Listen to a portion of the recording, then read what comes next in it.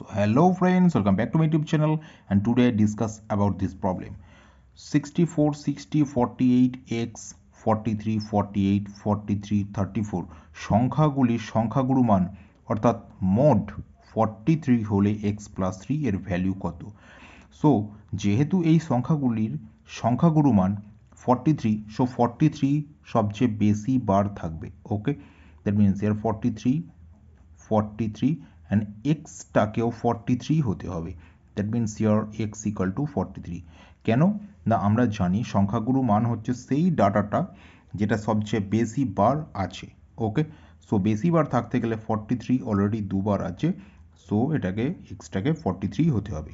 Okay, and X plus 3, that means 43 plus 3, that is 46 is the right answer.